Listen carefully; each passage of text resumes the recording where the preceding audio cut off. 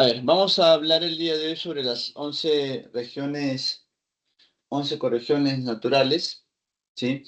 Que va a plantear, pues, Antonio Brac Egg, y luego sobre las 8 regiones naturales de Javier Pulgar Vidal, ¿sí? O bueno, también le llaman las 11 ecorregiones del Perú, pues, ¿no? A ver, empezamos. En primer lugar, vamos a definir qué cosa es un ecosistema. Un ecosistema vendría a ser un espacio determinado en la superficie terrestre.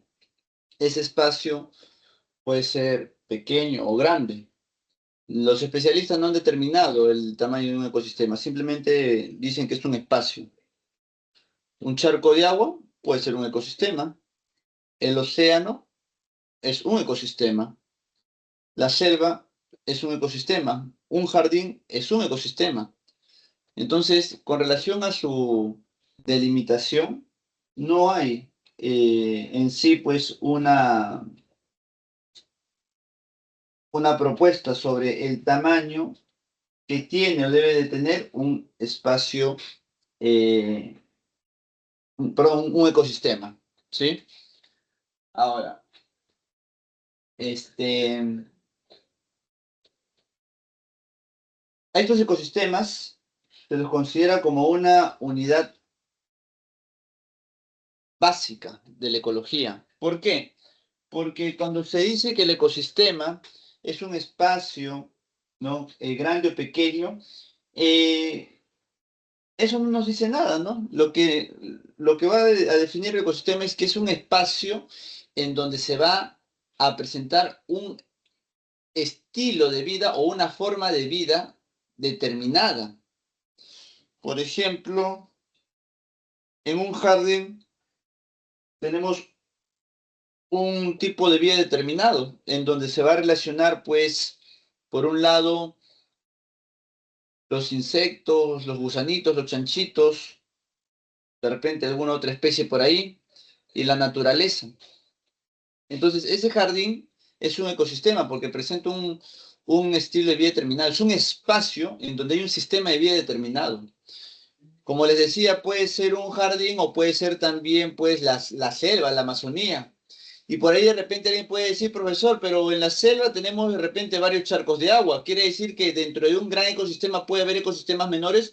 Por supuesto, porque dentro de esos espacios menores como los charcos de agua hay estilos de vida muy distintos al que se presenta en toda la selva.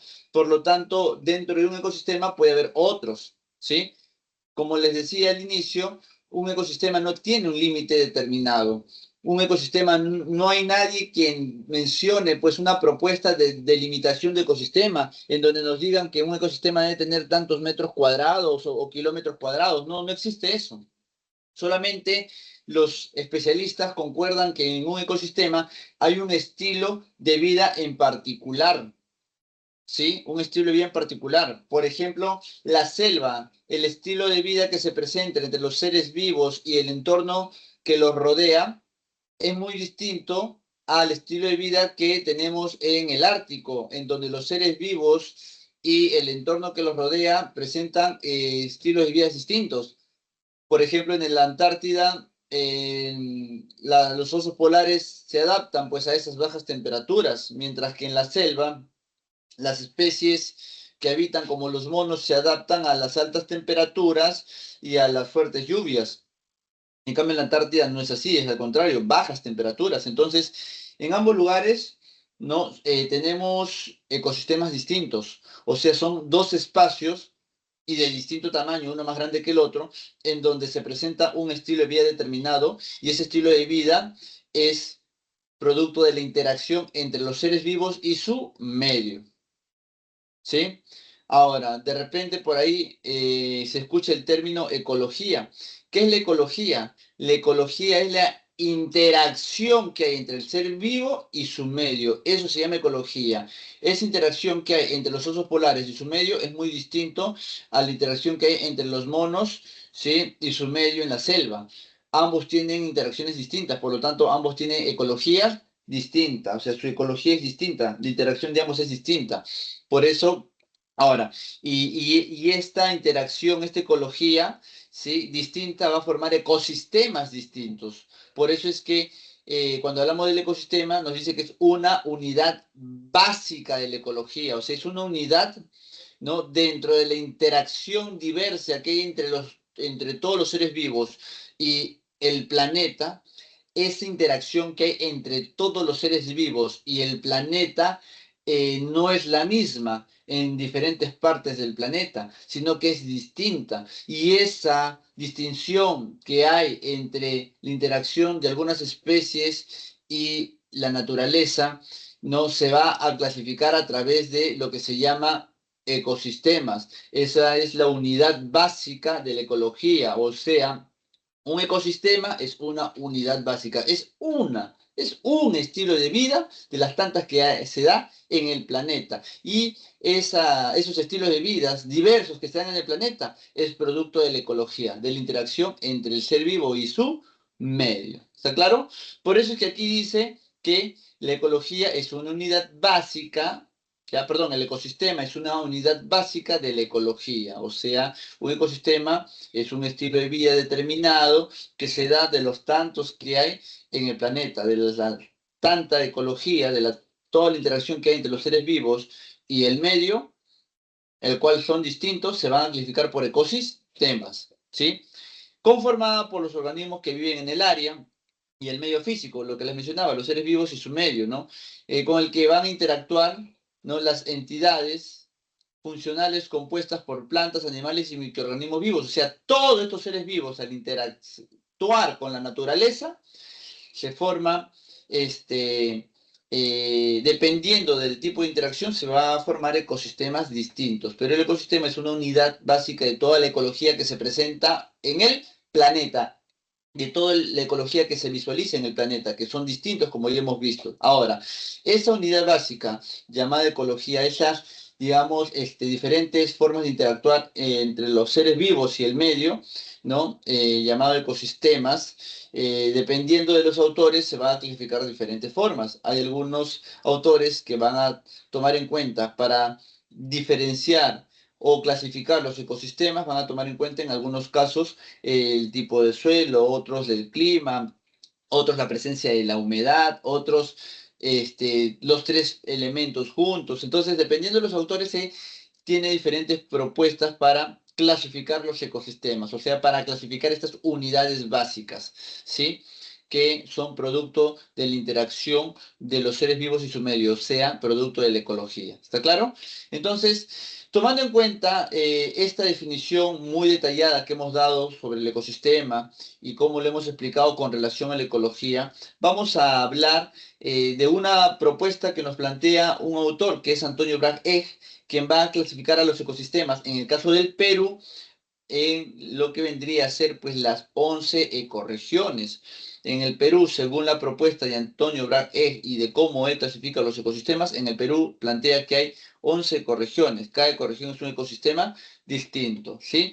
Ahora, muy aparte de ello, hay que entender también que el Perú ha sido reconocido como uno de los 17 países llamados megadiversos porque hay una gran diversidad, ¿no?, de especies florísticas y faunísticas, pues, el cual pues posee el 70% de la biodiversidad del planeta, o sea, de todas las especies de flora y fauna que existen en el planeta, en el Perú hay el 70%, por eso es que el Perú es un país megadiverso. El Ministerio del Ambiente, a través de su Viceministerio de Desarrollo Estratégico de los Recursos Naturales, es responsable de gestionar los ecosistemas del país, priorizando justamente de los ecosistemas más frágiles, o sea, hay lugares en donde la interacción entre el ser vivo y el entorno forma un ecosistema bien particular y bien eh, especial, que no hay así de fácil pues ese ecosistema en otras partes del Perú y del mundo. Son bien particulares, pero son ecosistemas bien frágiles porque también están susceptibles a cualquier tipo de afectación, ¿no? Por lo tanto, es que si se afecta, ¿no?, fácilmente, por lo tanto, ese ecosistema se va a destruir y por ende se va a perder. Por eso son ecosistemas frágiles, los cuales el Ministerio del Ambiente, a través de este ministerio, lo va a proteger de manera bien particular, ¿sí? Le va a dar un cuidado específico, va a priorizar el cuidado de estos ecosistemas frágiles que tenemos en el Perú. ¿sí? De los tantos ecosistemas que hay. Sobre todo los frágiles le va a dar un cuidado especial, ¿sí? Entonces, eso es a nivel general, pues, ¿no? El Perú es un país megadiverso. Ahora, como les mencionaba, vamos a clasificar, o mejor dicho, vamos a estudiar los ecosistemas del Perú, tomando en cuenta la propuesta de Antonio Brag, que clasifica el Perú en 11 corregiones. Cada corregión es un ecosistema. Y acá tenemos a Antonio Brag. Acá pueden ver incluso su libro que él plantea pues, sus 11 corregiones, que vendría a ser Ecología del Perú. ¿Sí? De Antonio Brag. Acá tenemos un mapa del Perú en donde podemos visualizar dónde predominan ciertas ecorregiones, una con relación a la otra, hay algunas ecorregiones más amplias que otras. Y bueno, en primer lugar hablaremos de la ecorregión llamada Mar Tropical. Profesor, pero las ecorregiones no solamente es en la parte continental, no, las ecorregiones, estamos hablando del Perú y el Perú tiene territorio continental y territorio marítimo, por lo tanto se va a hacer una clasificación de las ecorregiones tomando en cuenta todo el territorio peruano, o sea, tanto la parte continental como la parte marítima. Solamente que en la parte marítima hay algunos autores que no los toman en cuenta para clasificarlo como un ecosistema en particular, como por ejemplo Javier Pulgar Vidal, él no toma en cuenta la zona marítima, pero Antonio Brag sí toma en cuenta la zona marítima. ¿Por qué? Porque incluso él dice que hay dos tipos de mares, mar cálido y mar frío, por lo tanto cada uno presenta sistemas distintos, porque la interacción entre los seres vivos y su medio es distinto, o sea, son ecologías distintas, por ende, ecosistemas distintos. Por eso es que en primer lugar hablaremos del mar tropical. El mar tropical vendría a ser la zona del territorio peruano que está en la parte norte, la zona marítima del territorio peruano que está en la parte norte. Ese sería considerado como mar tropical. Y aquí nosotros vamos a ubicarlo entre los 3 grados latitud sur hasta los 5 grados latitud sur. Ahí vamos a tener el mar tropical. Y justamente se caracteriza porque tiene aguas cálidas, por eso es mar tropical, o sea, mar de aguas cálidas. Y por lo tanto, si es un mar de aguas cálidas, nosotros sabemos que en las aguas cálidas la diversidad pesquera es menor que las aguas frías, ¿sí? Pero eso no quiere decir que no haya diversidad de especies marítimas, tanto florísticas como faunísticas, sí, sí lo hay. Con relación a la flora tenemos algas, tenemos manglares en la desembocadura de los ríos, ¿no? Con relación al mar. ¿No? Eso es lo que tenemos con relación a la flora. Con relación a la fauna tenemos especies como el pez espada, el merlín, el barrilete, el dorado, el atún. También tenemos en la zona de los manglares, o sea, cerca al litoral, cangrejos rojos, langostinos, conchas negras, almejas, caracoles.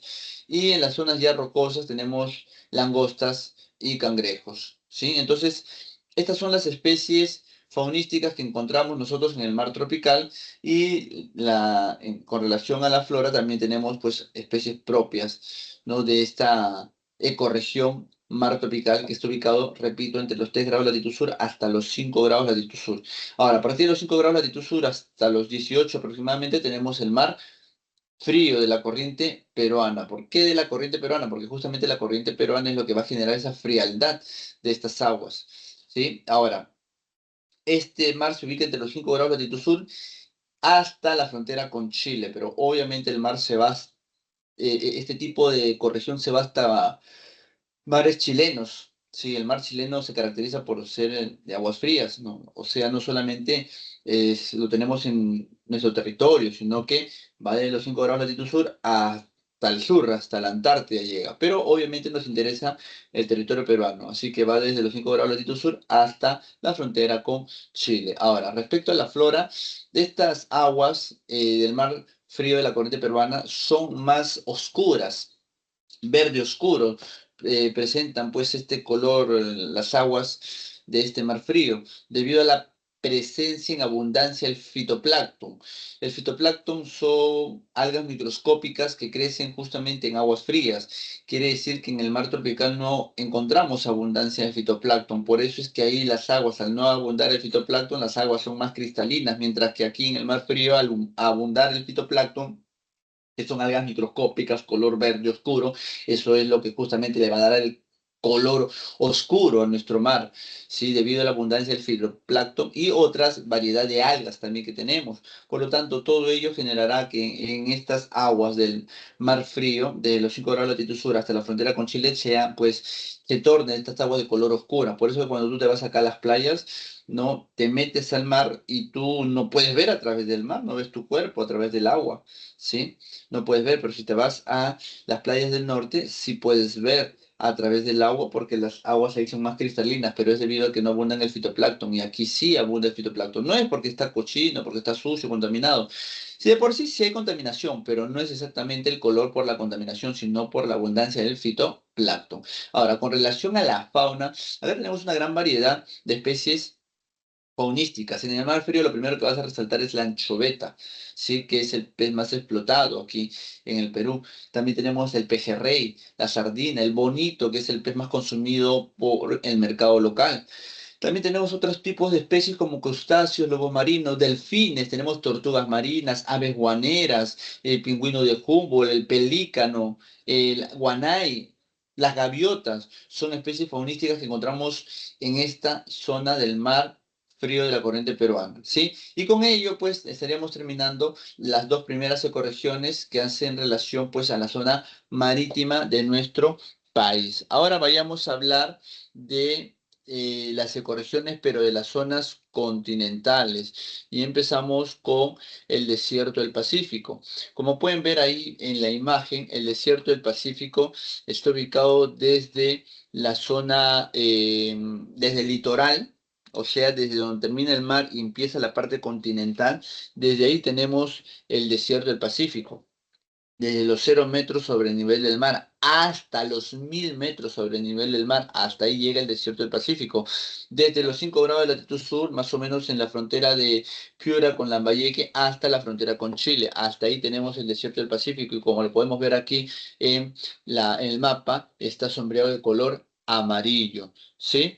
Ahora, el relieve del desierto del Pacífico pues es llano con ciertas ondulaciones, ¿sí? Se presentan zonas escarpadas en los sectores centro y sur del país. O sea, claro, y miren, la idea no es tanto memorizar, tratar de relacionar. Creo que es fácil en las ecorregiones anteriores.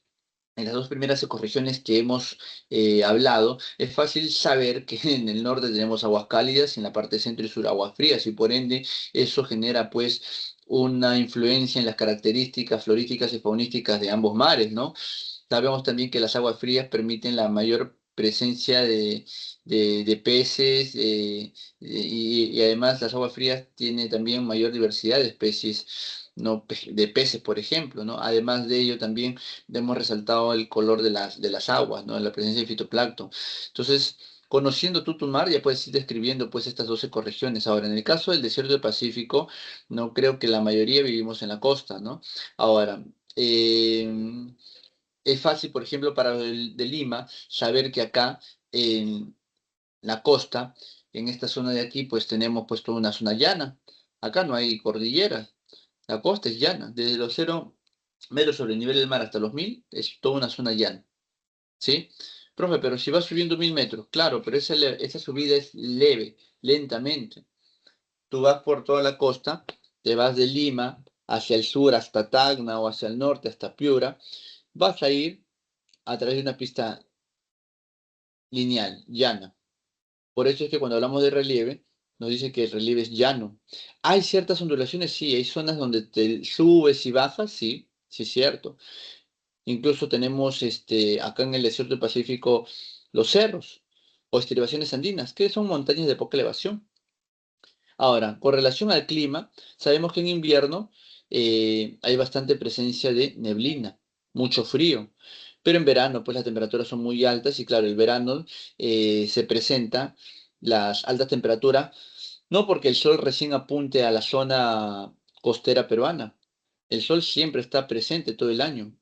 Ustedes saben que el fenómeno del Niño es lo que genera el verano acá en la costa peruana. Esas aguas cálidas que vienen a nuestro mar hacen que las nubes de estrato desaparezcan y los rayos del sol puedan llegar de manera directa a la superficie terrestre. Eso genera que tengamos un verano muy cálido, caluroso y un invierno muy frío, porque en el invierno sí hay nubes de estratos y los rayos solares no llegan hacia la superficie terrestre. Por eso es que el clima es un semicálido, muy seco porque no hay lluvias. Hay garúas, lloviznas, pero en invierno. Sí, pero de por sí es seco porque no presenta lluvias. Y claro, en invierno, aparte del frío, aparte de la garoa llovizna, hay neblina que sale del mar hacia la parte continental. Ese es el clima. ¿Te das cuenta? Estoy explicando, por ejemplo, lo que uno conoce de su ciudad. Lo que vivimos en la costa es fácil describir ello, ¿sí? Ahora, es más, no es necesario ni que vivas en la costa, estos son conocimientos básicos. Así que aquí no hay nada que memorizar, simplemente de recordar y de relacionar. Ahora, con relación a la flora en el desierto del Pacífico, acá lo que sí debes resaltar es que la flora en el desierto del Pacífico se presenta pues especies como, perdón, la fauna acá en el desierto del Pacífico tienes que resaltar que tenemos especies endémicas. ¿Qué son las especies endémicas? Son especies propias del lugar, que solo encontramos en este lugar, como por ejemplo la tortolita peruana. Sí, esta tortolita peruana es una especie endémica, una especie propia del lugar, propia de esta costa llamada Desierto del Pacífico. Ahora, aparte de estas especies endémicas, sí, como la tortolita peruana, el cernícalo, aguilucho, tenemos otras especies más como reptiles, lagartijas, serpientes o peces como el bagre, la lisa o crustáceos como el camarón de río. ¿Sí? Pero eso está un poco en las partes altas de este desierto del Pacífico, ¿no? A la altura de los 1000 metros, por ejemplo. Ahora, con relación a la flora, bueno, pues nosotros tenemos acá los tutorales, los caballitos totoras en La Libertad, Trujillo. Tenemos también los tilamciales, los bosques de galería, las lomas costeras, que crece pues en la parte alta de las estribaciones andinas, sobre todo en los meses de invierno. Esa humedad, esa neblina que llega a la parte alta de los cerros, ¿no? Generan que la diversidad de especies florísticas aumenten, o sea, las lomas costeras aumentan. ¿Sí? Entonces es fácil también identificar que en la flora tenemos pues los tilamciales, los bosques de galería, los totorales, los juncales, los dramadales también, ¿sí? Entonces esas serían las características de esta ecorregión desierto del Pacífico. Mire, y ahí tenemos imágenes de cómo son los totorales y los juncales. Y abajo tenemos un camarón de río. Vamos ahora al bosque seco ecuatorial. Con relación a esta ecorregión, ¿sí? A diferencia del anterior, que era el desierto del Pacífico, en el desierto del Pacífico era una franja muy delgada que teníamos desde la costa norte hasta el sur, desde Piura hasta Tacna, tenemos el desierto del Pacífico, de 0 a 1000 metros sobre el nivel del mar. Pero cuando hablamos del bosque seco ecuatorial, solamente lo tenemos en 3 regiones del Perú. Tumbes, Piura y Lambayeque, principalmente. Hay pedacitos que llega hasta La Libertad, ¿no? Pero principalmente son estas 3 regiones que contienen este bosque seco ecuatorial, ¿no? Por eso es que acá en la localización nos dice que es una franja costera de 100 a 150 kilómetros de ancho que abarca Tumbes, Piura y Lambayeque, ¿sí? Pero ciertos espacios también de La Libertad en Cajamarca, pero como les dije, principalmente Tumbes, Piura y Lambayeque, principalmente esas 3 regiones. Ahora, cuando hablamos del bosque seco ecuatorial, hay que siempre guiarnos un poco también del nombre. Bosque seco ecuatorial. Si es seco es porque no hay lluvia. Si es bosque es porque es un lugar donde encontramos muchos árboles. Por lo tanto, el clima y si es ecuatorial, quiere decir que está cerca del Ecuador. Por lo tanto, el clima es tropical. Es cálido y seco porque ahí lo indica el nombre de la ecorregión. Seco porque no hay lluvia. Y es tropical cálido porque dice que está cerca de la línea ecuatorial, por lo tanto hay altas temperaturas, por eso es bosque seco ecuatorial, clima tropical cálido y seco. Ahora, su relieve de esta ecorregión, como abarca zonas de la costa peruana, Tumbes, Piura, Lambayeque, puedes tú deducir que es un relieve llano, pero llano básicamente al oeste, cerca al mar. ¿Sí? Ya que es montañosa hacia el este. Ahora, es montañosa no porque hay Andes, sino porque tenemos los cerros de Amotape. No te olvides que en la costa norte, la costa es más ancha y los cerros, la estribación andina, se comienza a ir hacia el este. Por eso es que en todo el oeste de Tumbes, Piura y Lambayeque es una gran llanura. Es un espacio llano y los cerros están hacia el este, como dice ahí el relieve claramente. Y esos cerros que están al este son los famosos cerros de Amotape. Ahora, con relación a su flora, aquí debemos de resaltar que en esta ecorregión hay especies eh, florísticas muy resaltantes como el algarrobo. ¿sí? El algarrobo, muy conocido, que crece acá en este bosque seco ecuatorial. Pero también tenemos otras especies florísticas como el ceibo, guayacán, hualtaco, porotillo, faique, zapote. Pero el algarrobo es muy característico de este bosque seco ecuatorial. Ahora, con relación a la fauna, lo que vamos a resaltar aquí es que en la fauna acá hay especies que vienen desde las zonas amazónicas, ¿sí? Porque cruzan, como pueden ver en la imagen, el color lila es del bosque seco ecuatorial, aquí en la imagen, ¿ya? Pero aquí se observa claramente, ¿sí? Que hay un sector que está acá, una pequeña línea del bosque seco ecuatorial que está metido hacia la Libertad Cajamarca. Por esa zona se meten las especies faunísticas de la Amazonía, comienzan a migrar y llegan hasta la costa. Cruzan el paso ahora por Cuy y llegan a la costa peruana y se meten hacia el bosque seco ecuatorial porque es una ecorregión similar a la que ellos pertenecían. Por eso es que acá tenemos el oso de anteojo, que es una especie propia de la Amazonía. ¿Sí? Ahora, luego del bosque seco ecuatorial tenemos el bosque tropical del Pacífico. Y este bosque tropical, si es bosque, también quiere decir que es un lugar donde encontramos muchos árboles. ¿Sí? Tropical porque hay altas temperaturas. Y del Pacífico. A ver, esta ecorregión lo vamos a encontrar en una ecorregión, ¿sí? Pero en una región del Perú que es la más pequeña, la región de Tumbes. Y esta ecorregión no va a abarcar todo Tumbes, sino un pequeño territorio de Tumbes va a abarcar esta ecorregión. Y se va a ir esta ecorregión hacia el norte, hacia Ecuador, Colombia. Pero en el Perú solamente abarca un pedacito de Tumbes, esta ecorregión bosque tropical del Pacífico, ¿sí? Llamado también la zona del caucho. Ahora, el clima es tropical y húmedo. Tropical porque acá lo indica. Húmedo por la influencia del Pacífico. ¿Ya? Quiere decir que acá sí hay presencia de lluvias. Ahora, con relación al relieve, esta ecorregión no está exactamente en llanura y llanura, sino que tenemos acá una zona de subida en la llanura. Conforme te vas hacia el este, tenemos los cerros. Y conforme vas subiendo los cerros y pasas los cerros, llegas a la cordillera. Esta corrección principalmente lo tenemos acá en los cerros, en las colinas o cerros, que son colinas menores de los 500 metros de altura. Acá hay un montón de quebradas. Justamente en esas colinas o cerros hay lluvias, porque ya te alejas de la llanura, hay lluvias, por eso es tropical húmedo, o sea, cálido pero con lluvias. Y eso permite que esos árboles presenten bastante vegetación, bastantes hojas. Con relación a la flora, acá nosotros tenemos grandes árboles que superan los 30 metros de altura debido a las lluvias que se presentan aquí. Árboles como el cedro, guayacán, ceibo, hualtaco, paloval, higuerón. Y tenemos también gran cantidad de epifitas como la salvagina. De epifitas son especies de plantas que crecen sobre otras plantas, o sea, que usan los troncos de los árboles como especies de macetas para que se desarrollen estas plantitas llamadas epifitas.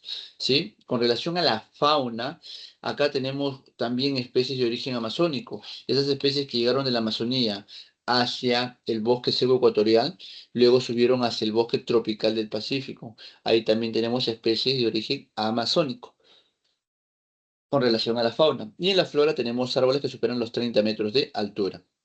¿Por qué tenemos árboles y con bastante vegetación, bastantes hojas?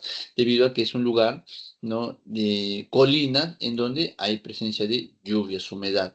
Acá tenemos, por ejemplo, el guayacán. Mira cómo es el guayacán, de qué se caracteriza. Es un árbol que tiene, ¿no?, todo una gran cantidad de hojas, pero de colores particulares, ¿no? Acá son hojas medias amarillentas, ¿no? Son las especies de flora que tenemos acá en este bosque tropical del Pacífico. Luego de ello vamos ahora a la serranía esteparia. La serranía esteparia sí es una ecorregión grande, similar al desierto del Pacífico, que va, digamos, está al costado del desierto del Pacífico. Es, digamos, continúa. ¿Por qué continúa?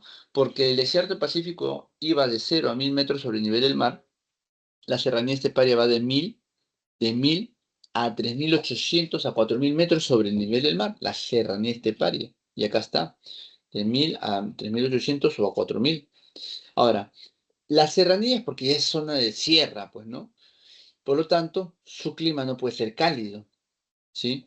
Tampoco un semicálido, es un clima templado, subhúmedo. ¿Por qué subhúmedo? Porque al subir ya 1.000, 2.000, 3.000 metros, la humedad disminuye, ¿sí? Ahora, esta serranía esteparia se divide en dos zonas, de 1.000 a 3.000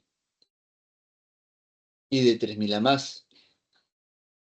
De 1.000 a 3.000 es templado, con poca humedad, y de 3.000 a más es frío ya. Pero estamos hablando de 3.000 a 4.000 metros sobre el nivel del mar, ya comienza a presentarse el frío. Ahora, con relación al relieve, tenemos acá quebradas, tenemos valles estrechos, quebradas, laderas muy empinadas. Laderas muy empinadas porque ya estamos ya no en costa, ya no hay estribaciones andinas o cerros, acá ya hay Andes. Por lo tanto, si hay Andes, tenemos, y estamos subiendo los Andes, tenemos ya laderas muy empinadas, hay quebradas entre los Andes por donde pues pasan los ríos, hay valles estrechos, ¿no? Debido a que nos vamos subiendo hacia la cordillera y cada vez se unen más estos grandes Andes. Luego tenemos la serranía esteparia, pero con relación a su flora, ¿sí? Y hemos visto aquí su clima, relieve, ahora vamos a ver su flora. La flora de la serranía esteparia se divide en tres partes, la parte baja, la parte media y la parte alta. La parte baja de la serranía esteparia, estamos hablando más o menos de 1.000 metros a unos 2.000 metros del nivel del mar, tenemos especies como las estepas, cactus, guarango, molle o mito. Y mito. Acá vamos a resaltar el molle, que está acá, y el mito, ¿ya?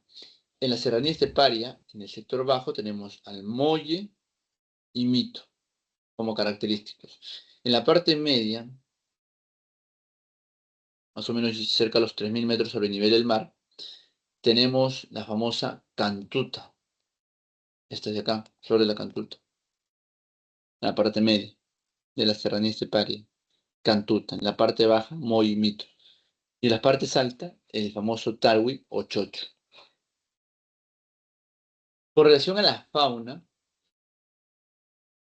vamos a tener aquí, por ejemplo, especies como la paloma torcaza, venado gris de cola blanca, el guanaco, aguilucho grande, cernícalo americano, puma, entre otros. Ojo, hay algunas especies que sí son propias de la ecorregión, o sea que solamente los encontramos en esa ecorregión, son exclusivas de cierta ecorregión. Sin embargo, hay especies que los estamos colocando aquí como ejemplo, pero que los vamos a encontrar en más de una ecorregión, en dos, tres, hasta en cuatro ecorregiones. Por ejemplo, el puma no solamente está en la serranía esteparia, el cóndor también.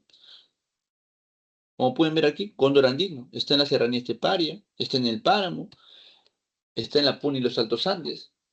¿Te das cuenta? Si hay especies que los vamos a encontrar en más de una ecorregión, pero hay algunas que sí son propias de cierta ecorregión, solamente lo encontramos en dicha ecorregión. ¿Está claro? Ahora, tenemos acá el Puna y los Altos Andes. Otra corrección más. Esta es la continuación de la serranía esteparia. Como puedes ver aquí en la imagen, la serranía esteparia va más o menos desde la Libertad, Sierra de la Libertad, hasta Tacna. En cambio, la Puna y los Altos Andes es la continuación. Seguimos subiendo de 3.800 metros sobre el nivel del mar hasta las zonas más altas de la cordillera. Y va desde Cajamarca hasta más o menos Puno, ¿sí? Lo que vendría a ser las Puna y los Altos Andes. Acá está, de 3.800 metros sobre el nivel del mar hasta las zonas más altas, ¿sí? La de Cajamarca hasta Puno, ¿sí? Pero esta ecorregión sigue por Chile, Argentina. Ahora, su clima también se divide en dos. De 3.800 hasta los 5.000 es frígido. Y de 5.000 a más es gélido o nival. De 5.000 a más. Por encima de los 5.000. ¿Está claro? Entonces tenemos climas que han ido desde la costa, ¿no? Semicálido, la sierra templado, luego tenemos en la parte alta de la sierra, serranía esteparia frío, acá ya frígido, y por último el Helio Nival. Helio Nival está por encima de los 5.000 metros sobre el nivel del mar, son lugares que están cubiertos de nieve, como pueden ver acá. Ahora, con relación al relieve, tenemos mesetas, zonas onduladas, zonas muy escarpadas, suelos pantanosos en los bofedales. ¿Por qué mesetas? Porque justamente las mesetas que son zonas llanas, ¿sí? Que las vamos a encontrar a gran altitud. Son formaciones que se ha presentado por geodinámica interna. La geodinámica interna ha formado las mesetas, estos relieves, que se caracterizan por ser zonas llanas a gran altitud. Justamente en estas mesetas, en estas zonas llanas a gran altitud, ¿no? Que están por aquí en la Puna y los Altos Andes, estas mesetas, acá dentro de ellas tenemos mayormente lagos, lagunas, que realiza la actividad ganadera, crece ichu, vegetación que es alimento de estas especies faunísticas, ¿sí? Pero también tenemos pues suelos pantanosos en los bofedales. Los bofedales es una especie de zona donde hay vegetación acolchonada, ¿no?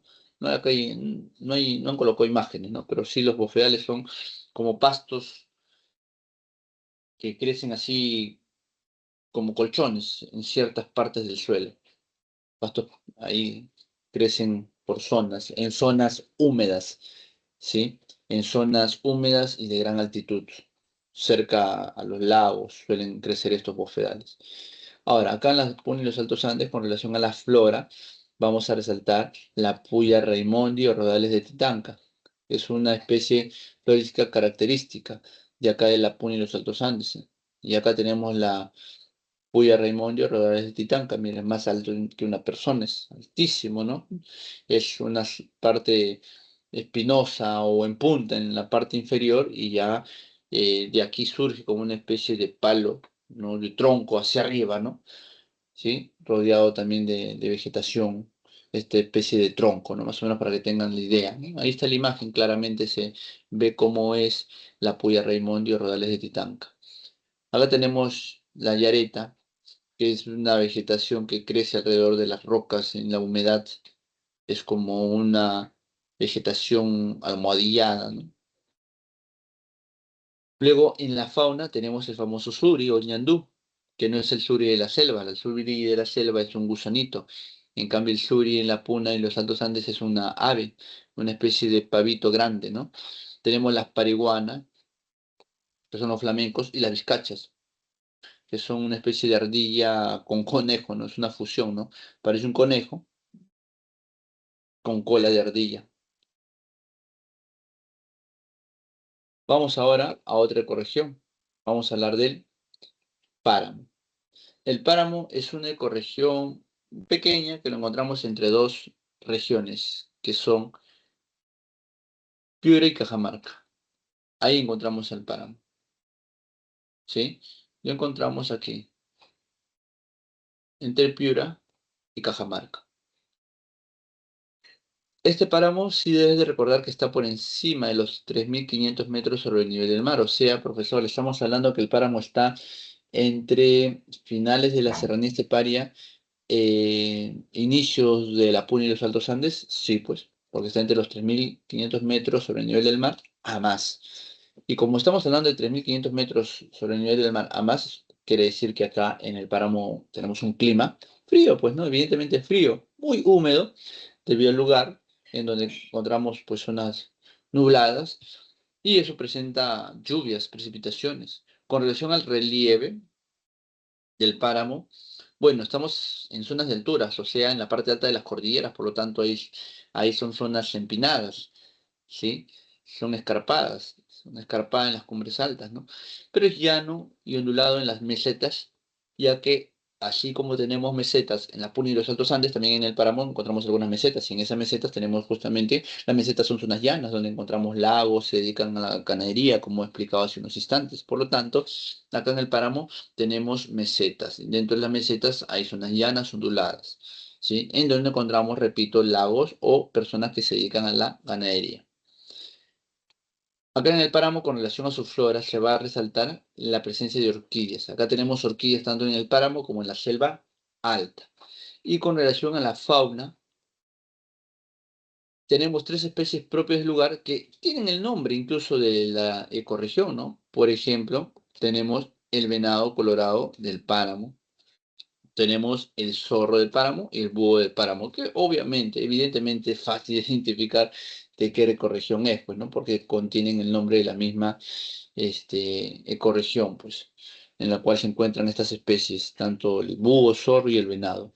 Ahora, acá tenemos orquídeas endémicas, o sea, cuando hablamos de orquídeas hay una diversidad de orquídeas, ¿no? Pero hay algunas propias que crecen, hay algunas especies de orquídeas que son propias de este lugar, que solamente crecen aquí, no en la selva alta, por ejemplo, ¿sí? Por eso que tenemos algunas orquídeas endémicas. Acá tenemos bromelias, oso de anteojo, tapir de montaña. Vamos a las últimas ecorregiones, las últimas tres ecorregiones. ¿Cuáles son? La selva alta, ¿sí? La selva alta lo encontramos en el otro lado de la cordillera, en la parte oriental, ¿sí? Ahí tenemos a la selva alta. Y pues va más o menos desde los 3.800 hasta los 600 metros sobre el nivel del mar.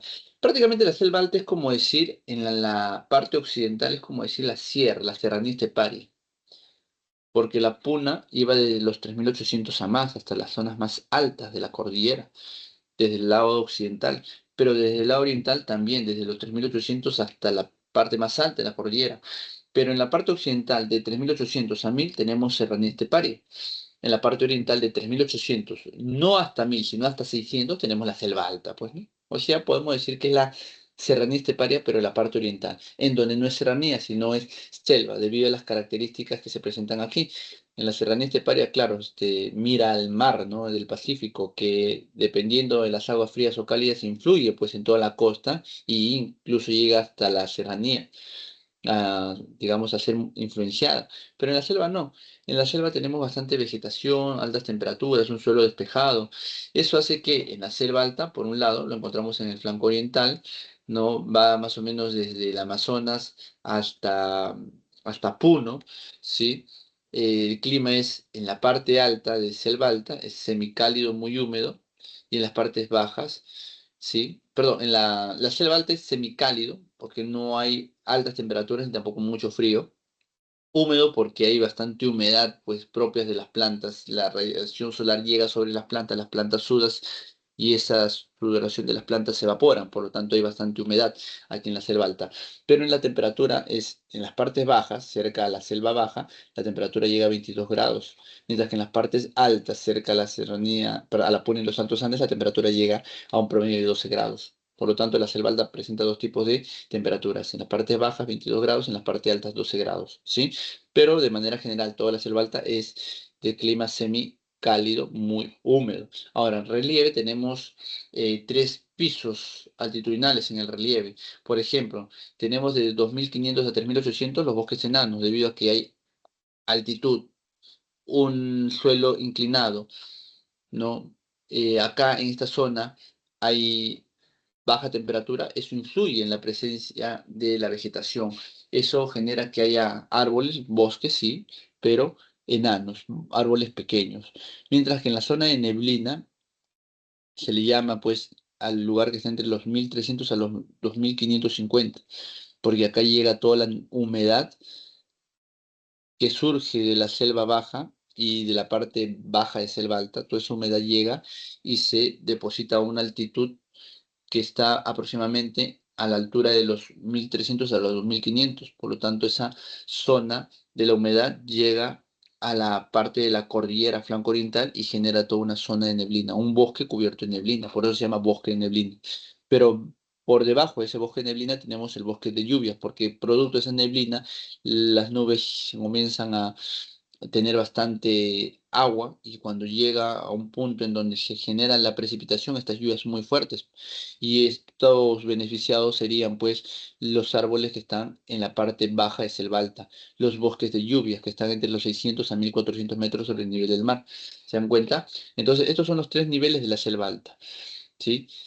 En la flora, bueno, tenemos una gran variedad de especies. Tenemos las orquídeas, tenemos este cedro, cacao, entre otras especies en la selva alta, con relación a la flora. En la fauna, tenemos especies endémicas, tanto en el desierto pacífico como en la selva alta, tenemos especies endémicas, no se olvide, ¿sí? Ejemplo, el oso de anteojos, gallito de las rocas, ¿sí? Pero en la flora sí tenemos gran diversidad de especies florísticas, ¿no? Luego tenemos la selva baja. En la selva baja, llamado bosque tropical amazónico. ¿Por qué tropical? Porque hay altas temperaturas, pues, ¿no? Son zonas de altas temperaturas que se presentan aquí en la Amazonía.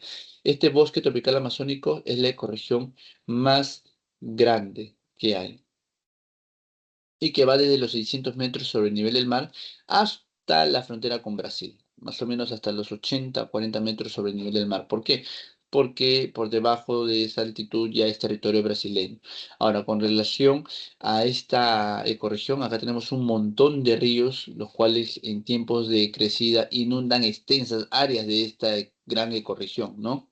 Por lo tanto, tiene pues este bosque época de crecidas, ¿no? Donde se inunda de agua todas, bueno, gran parte de esta ecorregión, y zona de estiaje en donde se queda pues libre de inundaciones.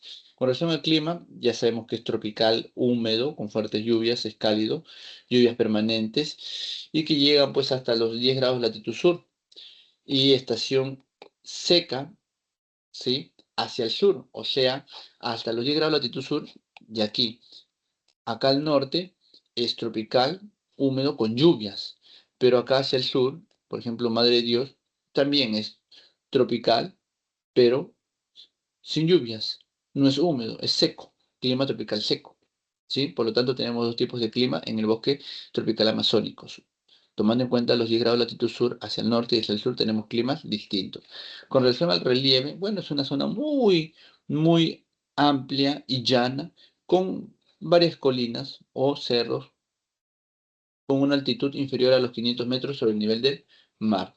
Ahora, con relación pues a los bosques tropical amazónico y su flora que vamos a encontrar aquí, acá tenemos especies heterogéneas, o sea, una gran variedad de especies florísticas, tanto especies que crecen en zonas secas, zonas inundadas, zonas eh, húmedas todo el año.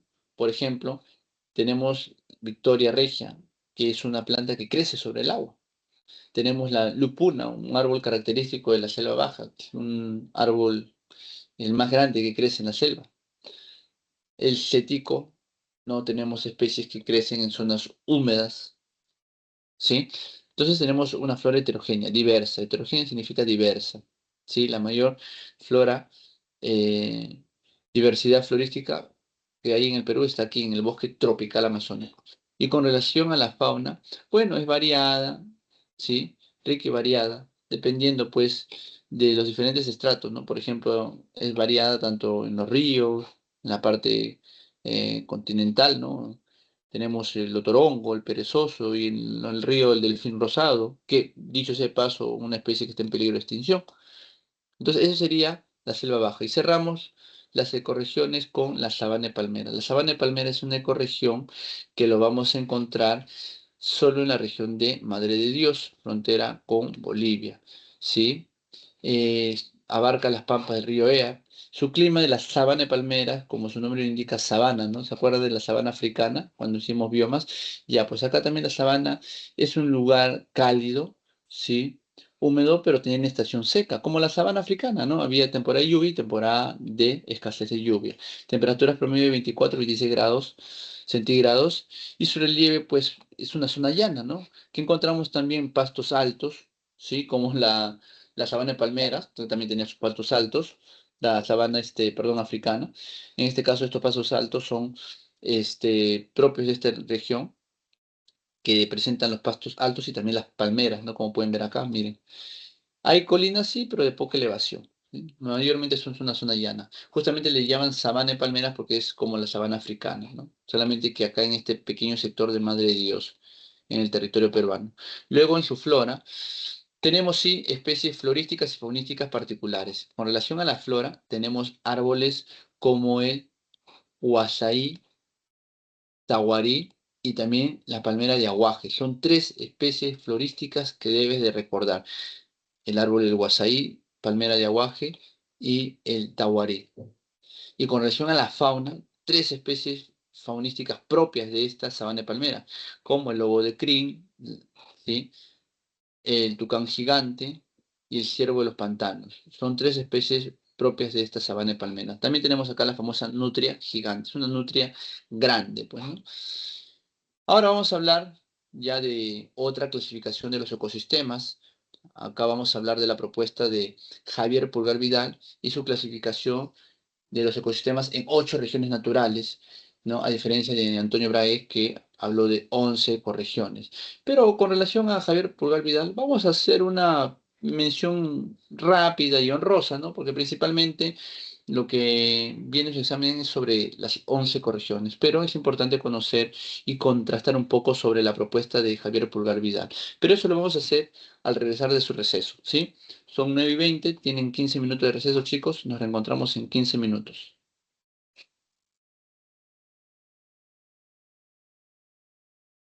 Listo, jóvenes, continuamos. A ver, nos habíamos quedado.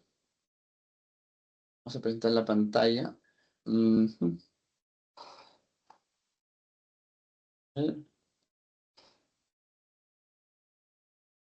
Aquí estamos hablando de las 8 regiones naturales. Y bueno, solamente para mencionar que con relación a las 8 regiones naturales, es la propuesta de Javier Pulgar Vidal. Y básicamente, a diferencia de las 11 corregiones de Antonio Brahe, es que Pulgar Vidal, por ejemplo, no toma en cuenta la parte marítima de nuestro territorio, no toma en cuenta toda esta parte marítima, ¿sí? Y básicamente él clasifica sus regiones naturales tomando en cuenta solamente la altitud. Dependiendo a qué altura estás, es una ecorregión, una región natural Costo Chala. Más arriba, Yunga, luego Quechua. Por lo tanto, esta propuesta ya para muchos ha quedado desfasada, desde mi punto de vista también, no una clasificación muy simplista, ¿sí? En cambio, Antonio Brahe establece diferentes factores para establecer sus 11 corregiones.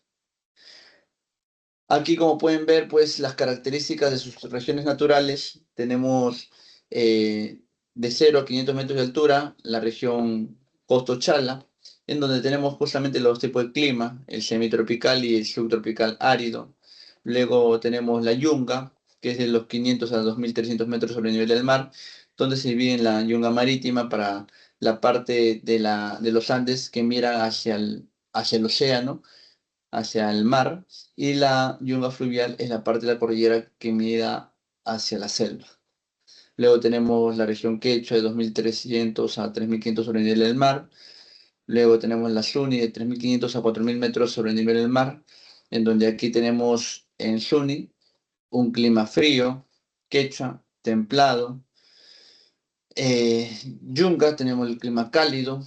Luego la región Puna, un clima frío, y la Janca, un clima glacial, ¿sí?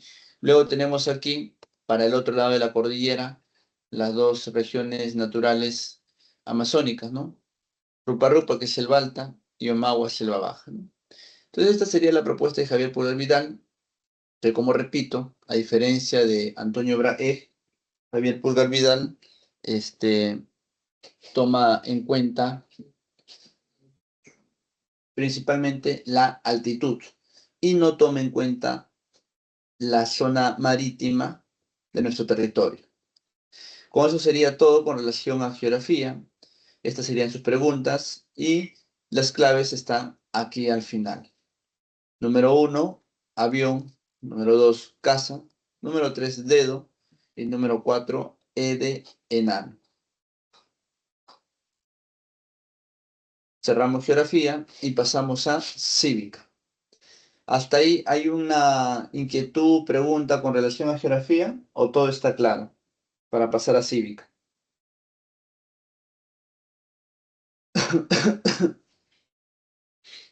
¿Todo está claro? Ya, a ver, empezamos entonces con cívica. A ver, en cívica, en esta semana 11, vamos a hablar del Estado peruano. Y cuando hablamos del Estado peruano, lo primero que vamos a resaltar vendría a ser, pues, la definición que tenemos sobre el Estado, ¿no? ¿Cuál es la definición de Estado? Nos dice acá lo siguiente. El Estado es la organización jurídica y política de una nación sobre un territorio, el cual está dirigida por un gobierno. Esa es la definición de Estado y y vamos a, digamos, explicarlo de manera detallada o desmenuzada. ¿Qué significa lo que acabamos de leer? ¿Qué es el Estado peruano en otras palabras? Es como el pueblo, porque nación es pueblo. El Estado peruano es como el pueblo, como todos nosotros nos vamos a organizar, es como el pueblo se organiza de manera legal, jurídica y en toma de decisiones políticas. Eso es el Estado peruano, cómo el pueblo se organiza legalmente y toma sus decisiones. Ahora, esto dentro del territorio peruano, porque claro, obviamente el Estado sería como todos nosotros, el pueblo peruano, y obviamente para ser parte del pueblo peruano debemos vivir dentro del territorio peruano. Entonces, como todos los pobladores nos organizamos legalmente y tomamos nuestras decisiones dentro del lugar donde vivimos. Para ser parte de la nación peruana, para ser parte de la población peruana, debemos de vivir dentro del territorio peruano. Por lo tanto, si nosotros vivimos dentro del territorio peruano, somos parte de la nación peruana, nos organizamos legalmente, tomamos nuestras decisiones justamente dentro de este territorio, pues no dentro de este territorio. Ahora, pero esas decisiones que se van a tomar dentro de este territorio, no lo va a hacer toda la nación, sino lo va a hacer ¿a través de qué? De un gobierno. Por eso es que dentro de la organización jurídica y política, nosotros legalmente tenemos el derecho como pueblo de elegir, ¿sí?, a quienes nos van a gobernar, que es un grupo menor de pobladores. Ese grupo menor de pobladores, llamados congresistas, presidentes, ministros, son quienes nos van a gobernar, son quienes van a tomar las decisiones legales, ¿no?, y las decisiones de diferente aspecto dentro de nuestro territorio. Ese es el Estado peruano.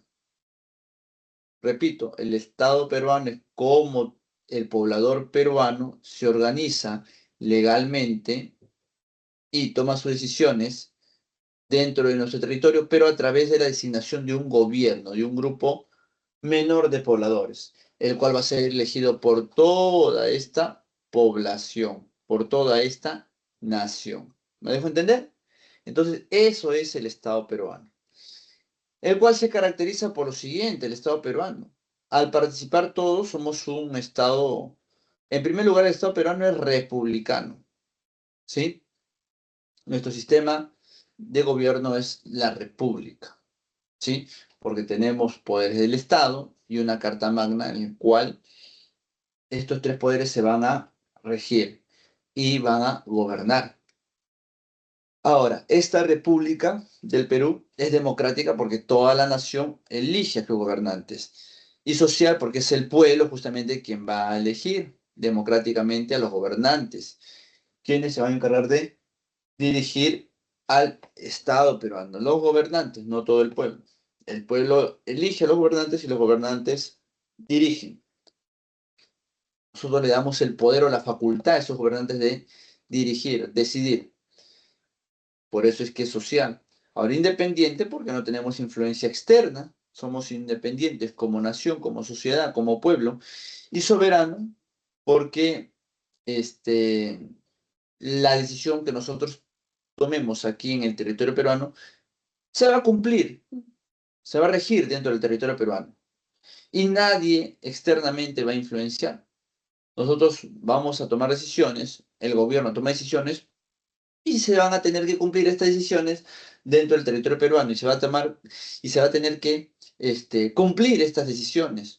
Eso es la soberanía.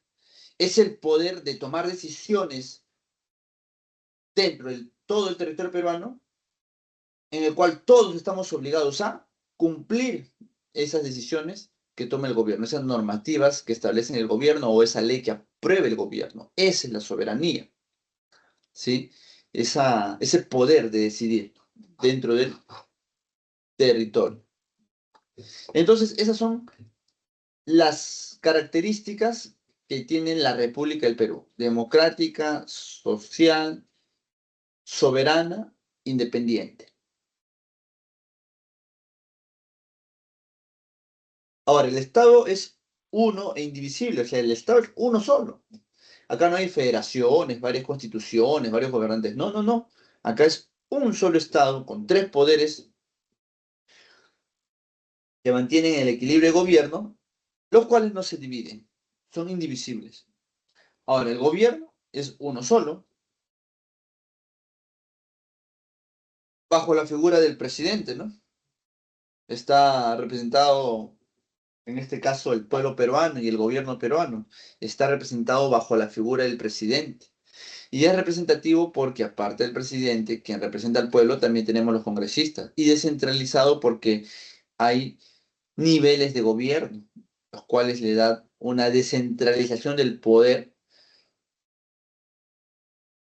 únicamente en la capital del Perú, sino que ya cada región tiene sus propios gobernadores y tienen también sus propias facultades que les permite decidir a los gobiernos regionales sobre su región. Entonces, esas son las características con relación al gobierno del Perú: unitario, representativo y descentralizado.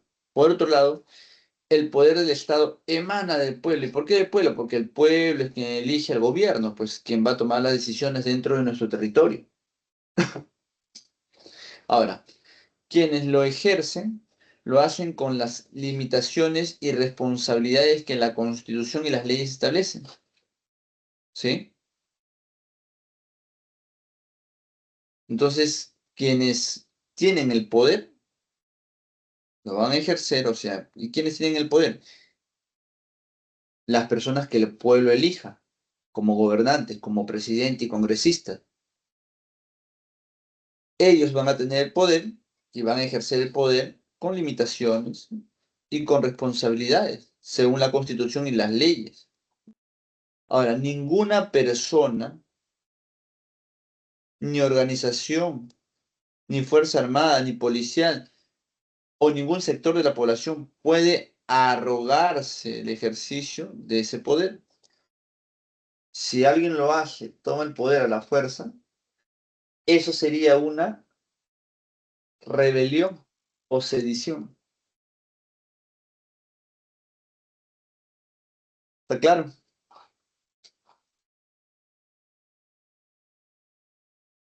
¿Qué más? Características del Estado peruano.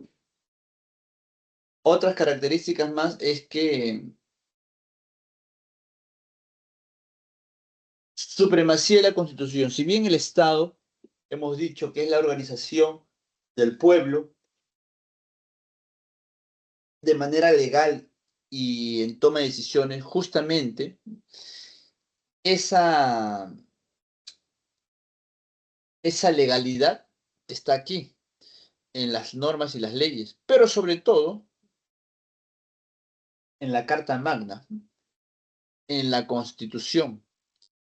Aquí está esa legalidad y acá indica también las decisiones que puede tomar el pueblo y el gobierno.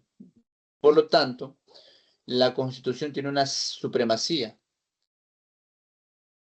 en la cual la Constitución está por encima de cualquier norma legal, cualquier ley. Jerárquicamente, ninguna ley o norma que no esté en la Constitución puede contradecir la Constitución. Todas las normas o leyes deben de regirse en base a la Constitución, ir en la misma línea de la Constitución.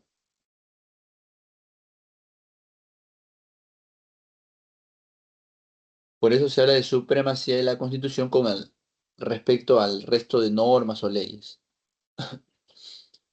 Así sea un tratado internacional, ¿no? La Constitución está por encima de toda norma o ley que establezca cualquier nivel de gobierno o poder del Estado. Por otro lado, hay símbolos patrios, los cuales son tres: el escudo nacional, la bandera y el himno nacional. La escarapela no es un símbolo patrio. Es un símbolo representativo, pero que no está reconocido constitucionalmente. Y hemos dicho que hay una supremacía de la Constitución, y los cuales solamente indica que símbolos patrios son el escudo, la bandera y el himno nacional. Deberes primordiales del Estado, ¿cuáles son? Bueno, según el artículo 44 de la Constitución Política del Perú, son deberes primordiales del Estado los siguientes. 1. Defender la soberanía nacional. Defender esa independencia y el poder de tomar las decisiones por parte del gobierno sobre todo el territorio nacional. Ese es defender la soberanía. Es defender esa facultad que tiene el gobierno para tomar decisiones, los cuales se tienen que cumplir de manera obligatoria dentro de todo el territorio nacional. Eso es defender la soberanía. Si alguien nos quiere quitar esa soberanía, pues el Estado tiene que velar para que nadie nos quite la soberanía. Y si alguien, los pobladores, no quieren obedecer a esa soberanía, el Estado tiene que buscar los mecanismos respectivos para hacer cumplir a esa población que no quiere respetar la toma de decisiones y la soberanía nacional. Otro deber es garantizar la plena vigencia de los derechos humanos. Se debe respetar los derechos de la población, porque eso también está en la Constitución. Si no se quiere garantizar la vigencia de los derechos humanos, también se pueden buscar mecanismos para hacer cumplir el respeto de los derechos humanos de toda la población. Se debe proteger a la población de las amenazas contra su seguridad.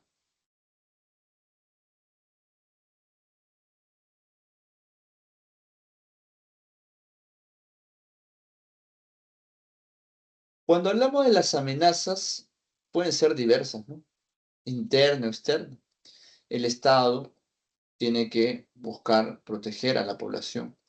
Y para eso, pues hay mecanismos, formas, incluso instituciones. Tenemos las Fuerzas Armadas, la Policía Nacional del Perú, que ellos son, digamos, instituciones que van a ayudar a proteger a la población contra cualquier amenaza, contra la seguridad. En el caso de la Policía Nacional del Perú a nivel interno, en el caso de las Fuerzas Armadas a nivel externo, amenazas externas. Incluso también pueden ayudar en los estados de emergencia a proteger a la población de manera interna, en los lugares donde se establece el estado de emergencia. Por otro lado, debemos de promover el bienestar general, que se fundamenta en la justicia, el desarrollo integral y equilibrado de la nación.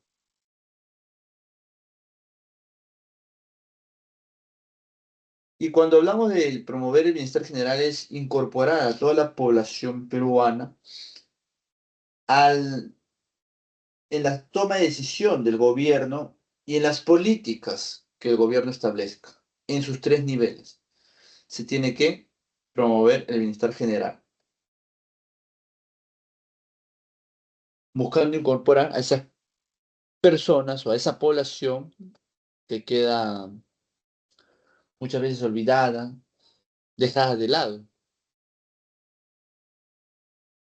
¿Qué más? Se debe establecer y ejecutar política de fronteras, en donde se busque promover el desarrollo y la cohesión de las zonas fronterizas y en concordancia con la política exterior.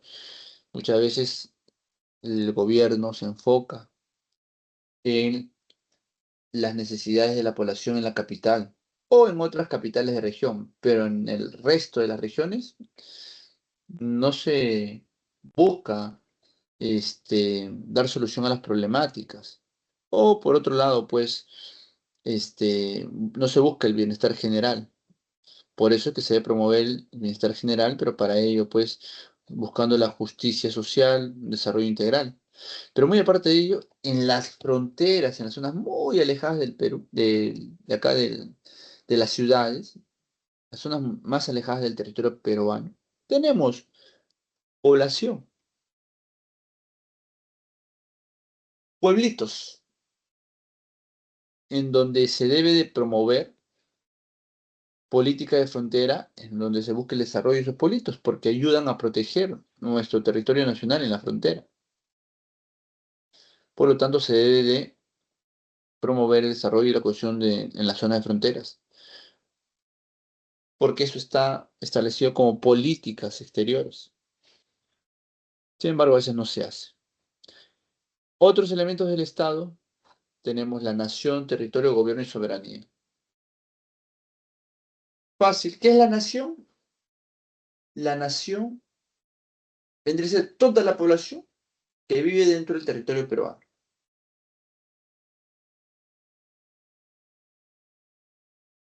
Salvo ciertas excepciones que son pobladores que no es parte de la nación peruana, pero que viven aquí por diferentes motivos, ¿no? Trabajo temporal, turismo, entre otros, ¿no? O sea, población extranjera, ¿no? No es parte de la nación, son pobladores que se les respeta aquí todos sus derechos y deberes, pero que no es exclusivamente población peruana, pues, ¿no? Pasado un tiempo esa población se va a ir, pasado su tiempo de viaje o de trabajo. Por lo tanto, la nación es las personas que habitan aquel Perú,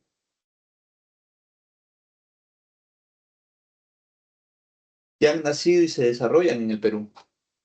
El territorio es toda la parte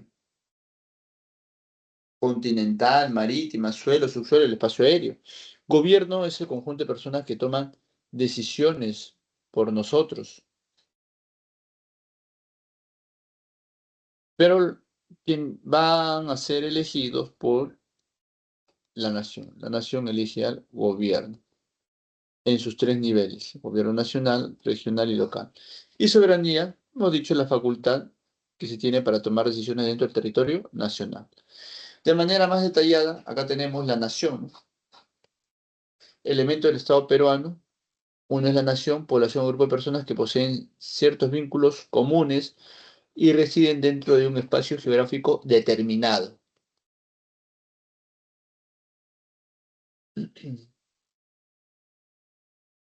Claro, residen dentro de un espacio geográfico determinado, en ese caso territorio peruano, ¿no? Ahora, a esta nación se le considera aquellos que tienen la nacionalidad peruana, ¿sí? Los cuales pueden ser por nacimiento, personas que nacen en el Perú, les corresponde la nacionalidad peruana, o aquellos que son menores de edad sin padres reconocidos y que, claro, que residen dentro del territorio nacional, o los nacidos en territorio extranjero, pero de hijos de padre o madre peruano, de nacimiento, inscritos en el registro correspondiente, también le corresponde la nacionalidad peruana.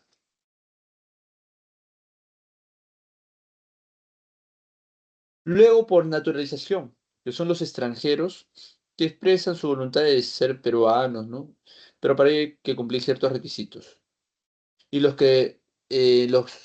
residentes, a los que el gobierno les confiere el honor también, ¿no? No es que a todos los que quieran ser peruanos les van a dar la nacionalidad, tampoco es así. Tiene que tener la voluntad, pero sobre todo los requisitos. Por opción, vendría a ser pues a los extranjeros residentes desde los 5 años, que a la mayoría de edad manifiesta su voluntad de ser peruano, ¿no? Aquellos que han vivido desde los 5 años en adelante y cumplieron 18 años de edad, entonces ellos pueden pedir la nacionalidad peruana. También a los extranjeros que residen por 2 años como mínimo y los cuales se casan con peruano o peruana. A esas personas también les corresponde su nacionalidad peruana. Ahora, no se pierde la nacionalidad peruana, salvo pues que uno mismo renuncie de manera expresa, pero para ello también pues hay un procedimiento. Las personas que gozan de doble nacionalidad van a ejercer los derechos y obligaciones de la nacionalidad del país donde están domiciliando en la actualidad. Si tienen nacionalidad en Perú y Estados Unidos, pero están viviendo en el Perú, solamente pues se les eh, establece pues el cumplimiento de los derechos y obligaciones que se dan acá en el Perú, porque está domiciliado acá en el Perú esa persona. Por más que tenga nacionalidad norteamericana, se le asiste todos los derechos y deberes peruanos.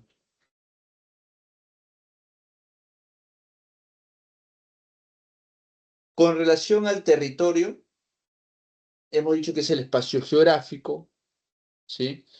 Que, sobre el cual el Estado ejerce su soberanía y jurisdicción, o sea, su, sus leyes, ¿no? Base legal. Ejerce soberanía, el poder de decisión y se establecen las normas. Territorio peruano.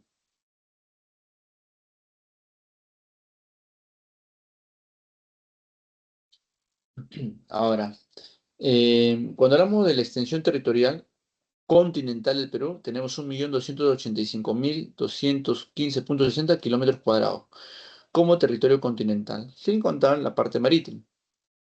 Ahora, el territorio del Estado es inalienable, inviolable. Nadie puede entrar, violentar, ¿sí? Sin autorización de la autoridad pertinente. Ahora, como decía, el territorio peruano comprende el suelo, la parte continental, el subsuelo, si hay minerales, el dominio marítimo, 200 millas de mar, y el espacio aéreo que cubre toda la parte tanto marítima como continental. Esos son los elementos del Estado peruano, ¿sí? Ahora, dentro de los elementos del Estado peruano tenemos el gobierno y la soberanía. A ver, ¿qué es el gobierno? El conjunto de personas que la nación elige para que estas personas dirijan el Estado. Ese es el gobierno. Y el gobierno de turno son los que momentáneamente van dirigiendo el Estado. Cada vez que hay elecciones a nivel nacional, se van cambiando los gobiernos. Una vez que tú eliges, ya no puedes hacer nada hasta 5 años después. Es por eso que es importante elegir un buen gobierno, ¿sí? Y no dejarse pues manipular fácilmente como suele suceder, pues, ¿no? Hoy en día en nuestro país. Gente que pelea años tras años por llegar al poder, ¿no? ¿Cuánta inversión? Imagínate, pues, el día que lleguen, buscarán recuperar, ¿no? Hay partidos que están años tras años, candidatas que postulan 1, 2, 3 veces, hambrientas de poder. Otros que porque ya no había opciones, dicen algunos, ¿no? Mal menor, ¿no? Y eso no debe existir, uno debe de elegir con convicción, con argumentos, no porque te regalaron un tupper naranja o dinero, no, eso no debe de darse, porque todo lo que te den van a recuperarlo, pero duplicado 10, 20 veces. Por eso es que saber elegir. Porque luego ya cuando establezcan leyes en donde tú o nosotros estamos obligados a cumplir, y esas leyes no nos benefician y más bien nos perjudican, no vamos a poder hacer nada, porque son personas que se van a amparar en el hecho de que tú o el pueblo lo eligieron. Por lo tanto, su decisión que tomen es decisión del pueblo que lo eligió, por más que no haya sido así, pero es su argumento legal, así que nadie puede irse contra lo que ellos establezcan, contra sus leyes. Así esas leyes nos perjudiquen. Cuando ya están en el poder, no se puede hacer nada. Así que por eso es importante elegir bien a sus gobernantes gobernantes. Ahora, dentro del Estado peruano dice que el gobierno se refiere a las personas e instituciones que administran o dirigen el Estado. A través del gobierno se ejerce la soberanía del Estado, pues, ¿no? ¿Sí? A través del gobierno. No es a través de lo que cualquier poblador establezca, sino a través del gobierno, porque justamente el gobierno lo dirigen personas que han sido, que han alcanzado esos cargos o puestos en base a un proceso electoral democrático en donde mucha gente lo respalda a esa persona y asume cierto cargo y bajo el cargo que asume toma decisiones, pues, ¿no? Se supone que en beneficio de la población. Ahora, cuando hablamos de los gobiernos, tenemos, si bien hay un gobierno nacional y tenemos el poder ejecutivo, tenemos el poder legislativo y tenemos el poder judicial, tenemos tres niveles de gobierno, gobierno tanto nacional, regional y local. Ahora, el gobierno es unitario, ya hemos dicho, representativo y descentralizado y se organiza según el principio de la separación de poderes, ¿ya? Y justamente esos poderes son el ejecutivo, legislativo y judicial.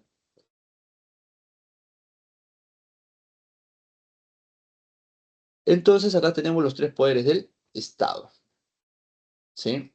Los tres niveles de gobierno y el gobierno nacional dividido en tres poderes del Estado. Eso es para evitar que un poder tenga poderes absolutos. Pero muy aparte del gobierno tenemos la soberanía, que es la capacidad de ejercer poder dentro de un determinado territorio sin aceptar una subordinación de otro Estado, ya que como somos soberanos e independientes tenemos la independencia y el derecho de, a través de nuestras autoridades, tomar las decisiones que nosotros creamos conveniente, como la de establecer tal vez algún tipo de ley o norma. Sí, de manera libre y autónoma. Y el pueblo está obligado a cumplir esa ley o norma que el gobierno establezca. Otros aspectos del Estado peruano son las lenguas. Tenemos la lengua oficial el castellano y dice ahí de manera literal toda otra lengua que predomine en el lugar donde se hable. Quiere decir que, por ejemplo, el quechua, ¿sí? Es también un idioma oficial en los lugares o pueblos donde se hable en su mayoría quechua. En esos lugares en donde se habla en su mayoría quechua, el quechua pasa a ser el idioma oficial de dicho pueblo. Lo mismo sucede con el aymara y con cualquier otra lengua aborígena, según la ley. Ahora, muy aparte también del idioma, tenemos otro aspecto más dentro del Estado peruano que sería el sistema de defensa jurídica Estado. Sistema de defensa jurídica del Estado. ¿Qué quiere decir ello? En otras palabras, vendría a ser este sistema, es un sistema de defensa legal por parte del Estado. O sea, el Estado, hay quienes lo defienden legalmente.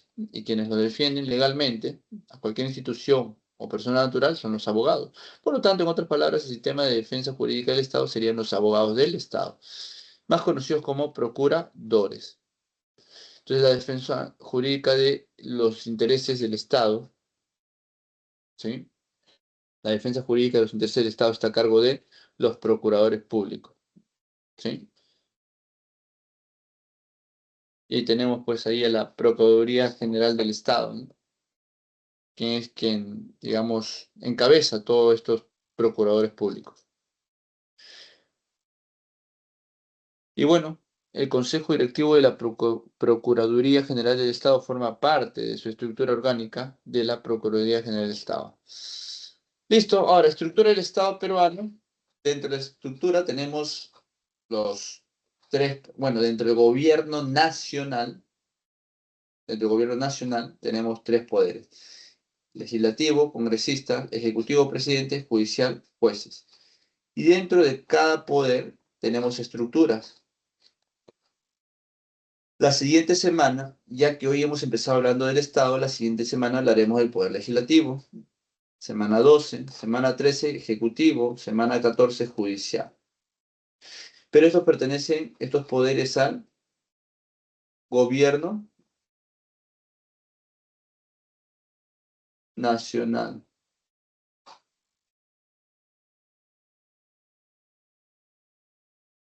¿ya? Gobierno nacional, tres poderes del Estado: ejecutivo, legislativo, judicial. y cada uno tiene su propia estructura. El legislativo está dividido en pleno, consejo directivo, comisión permanente, comisiones de generales, oficialía mayor, mesa directiva, presidencia del Congreso, y todo eso lo vamos a ver la siguiente semana. Luego hablaremos del Poder Ejecutivo, donde tenemos la Presidencia de la República, la Presidencia del Consejo de Ministros, los ministerios y el Consejo de Ministros. Luego el Poder Judicial tenemos también una estructura: Corte Suprema, Corte Superior, Juez especializado, Juez de Paz letrado y los jueces de paz. Ahora, estos pertenecen al gobierno nacional, tres por el Estado. Pero por abajo del gobierno nacional tenemos los gobiernos regionales y más abajo gobiernos locales, en ese orden.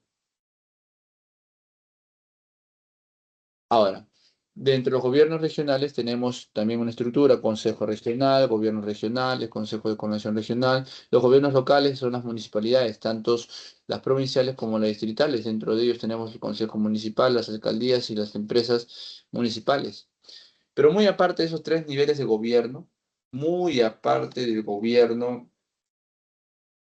nacional, gobierno regional, muy aparte del gobierno local, tenemos estos órganos constitucionales autónomos, los cuales su función recae sobre estos tres niveles de gobierno. Ahí tenemos Jurado Nacional de Elecciones, la OMPE, RENIEC, Junta Nacional de Justicia, Tribunal Constitucional, Ministerio Público, Ministerio del Pueblo, Contraloría, BCRP, Superintendencia de Banco de Seguros y FP.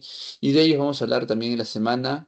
A ver, la semana, estamos en la 11, la semana 12 Poder Legislativo, la semana 13 Poder Ejecutivo, semana 14 Poder Judicial, semana 15, 16 y 17 vamos a hablar de los órganos constitucionales autónomos. Y con eso estaríamos prácticamente cerrando el ciclo en educación cívica. Mira, les he hecho una pequeña secuencialidad de lo que vamos a tratar de aquí en adelante, así como les hice al inicio de geografía, ahora les estoy diciendo de cívica.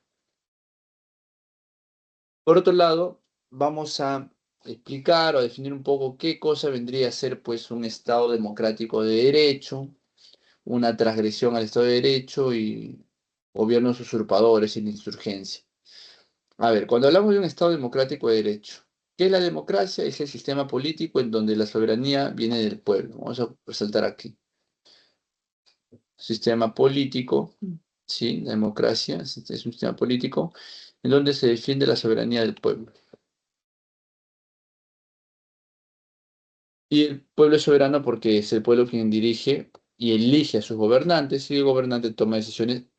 Se supone que a favor del pueblo, ¿no? Se supone, pero el pueblo elige mal y los gobernantes toman decisiones más bien en contra del pueblo, ¿no? Por eso que tiene el pueblo derecho a elegir y controlar a los gobernantes, pero no a todos. Sí a los gobiernos regionales y locales, pero a los gobiernos nacional no, porque no los puede revocar en el caso de congresistas y presidentes. Ahora, esta democracia, ¿no?, es una forma de gobierno donde las decisiones son tomadas por el pueblo a través de mecanismos de participación, tanto directa o indirecta, que confieren legitimidad al representante, ¿no?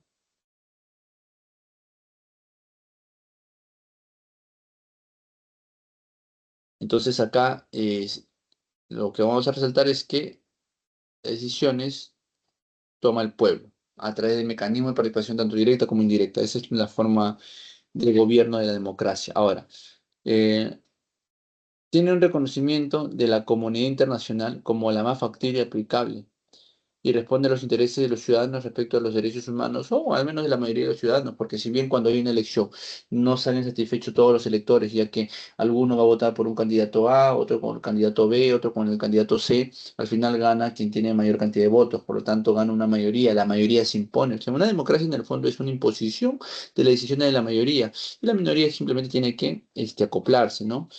Entonces no hay un sistema perfecto, pero es, digamos, la más aceptada, lo que la mayoría decida, ¿sí? Y bueno, pues de esa manera se busca un bienestar más general, ¿no? ¿Ya? ¿Qué más tenemos? El Estado de Derecho. ¿Qué es el Estado de Derecho? Si bien acá hemos hablado del Estado democrático de derecho, acá ya es un Estado de Derecho, que es aquel Estado donde los derechos y las libertades fundamentales están incorporados en una Carta Magna o en un ordenamiento jurídico llamado Constitución, en que en el que las personas y las instituciones públicas y privadas y el propio Estado están sometidos a cumplir, ¿no? Acá tenemos la ley.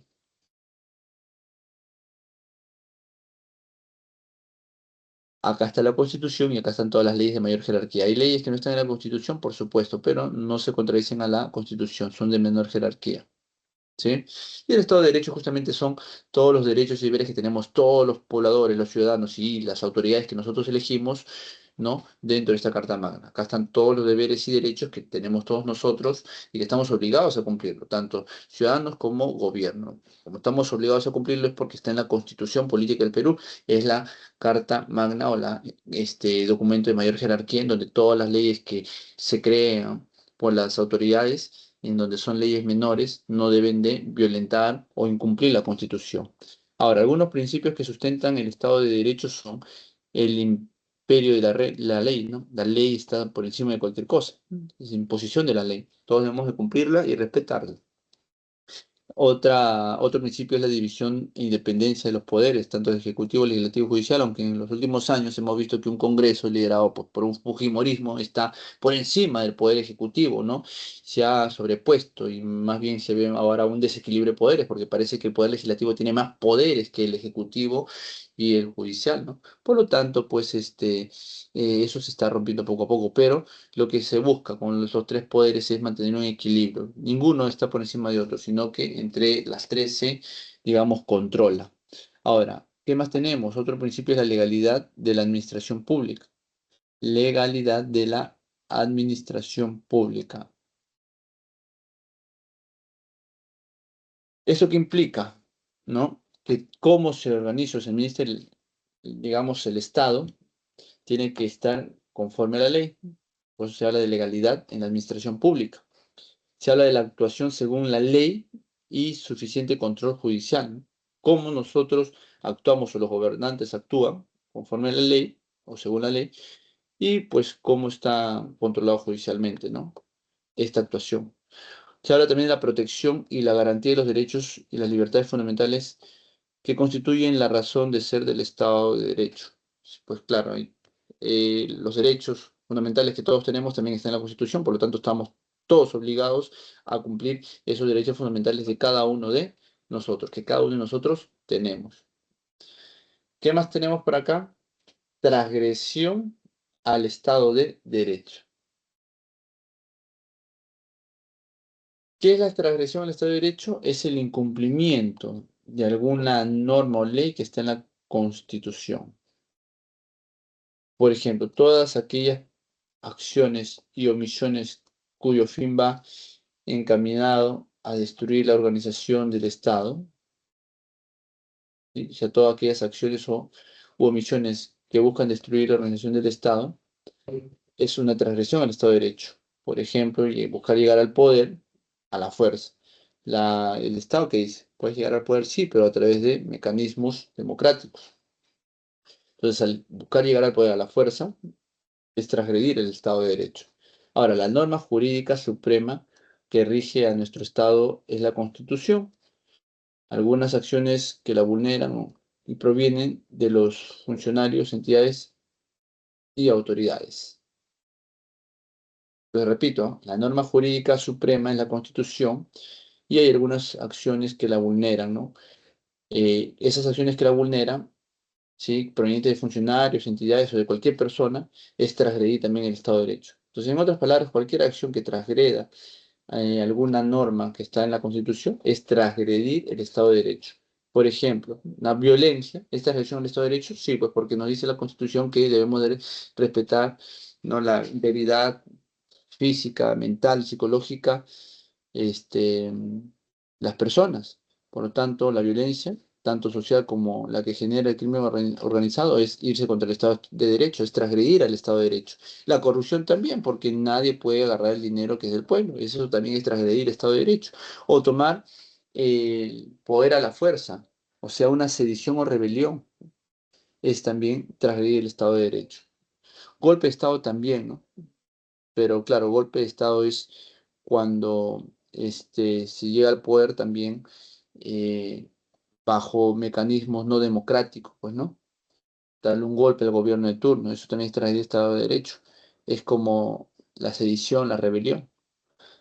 Y finalmente, jóvenes, terminamos nuestra clase el día de hoy de cívica mencionando la diferencia entre un gobierno usurpador y el derecho de insurgencia. El gobierno usurpador es aquel gobierno que toma el poder a la fuerza mediante violencia, como por ejemplo el golpe de Estado de Fujimori, ¿sí? Ese es un gobierno usurpador. Golpe de Estado sería un autogolpe. Controló todas las instituciones del Estado. ¿Para qué? Para tener el control absoluto y poder cometer actos de corrupción, genocidio, que todos lo sabemos, ¿no? Que cometió Fujimori. Y por ende, pues, estuvo en la cárcel, ¿no? Entonces, eso sería un gobierno usurpador, aquel que toma el poder mediante mecanismos ilegales, ilegítimos. Ahora, ante un gobierno usurpador, el pueblo tiene el derecho de insurgencia. ¿Qué implica la insurgencia? Es el mecanismo previsto en la Constitución también, el cual busca defender la democracia, en donde al ver un gobierno usurpador que tomó el poder a la fuerza, de manera violenta, el pueblo tiene el derecho de insurgencia. ¿Qué quiere decir? Es el derecho constitucional, ¿no?, que se tiene, en donde el pueblo no va a reconocer a ese gobierno usurpador. Y en la Constitución reconoce expresamente dicha facultad en el artículo 46. La población civil tiene el derecho de insurgencia a no reconocer ese gobierno usurpador por haber llegado por mecanismos no democráticos, ¿no?, sino más bien por medios ilegales. Bueno, jóvenes, eso sería todo en cívica. No sé si hay alguna inquietud, alguna pregunta, dudas que tengan, me las pueden hacer. O todo está claro. Aquí están las claves de cívica. Vamos a proyectar número 1, 2, pregunta 3, 4 y las claves. A ver. 1, E de enano. 2, C de casa. 3, B de bueno. 4, D de dedo. Muchas gracias. Esas serían las claves de cívica. Las claves para el éxito es enfocarse en las metas, no en los obstáculos. Muy bien. Dejamos de compartir.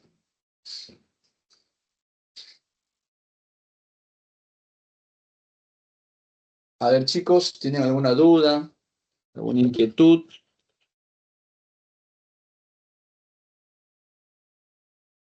Si la tuvieran, me hacen llegar, por favor, sus inquietudes para resolverlas.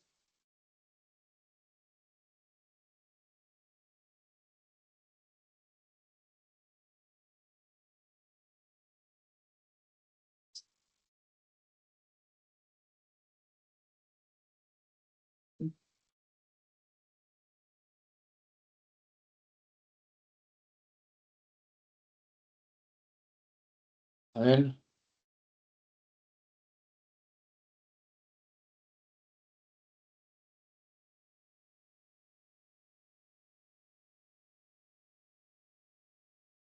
¿todo está claro, jóvenes? ¿No hay dudas, no hay inquietudes? Aprovechen ahorita que tenemos 5 minutitos más, creo que acaba a las 10:30, ¿no? La clase. ¿Tienen alguna duda, alguna inquietud? ¿Qué dice por aquí?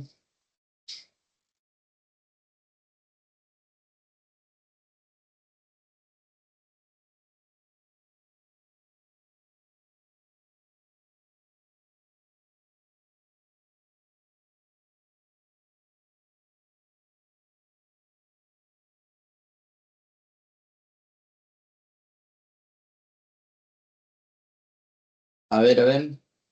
Vamos a proyectar, a ver, un ratito las... O sea, que ya...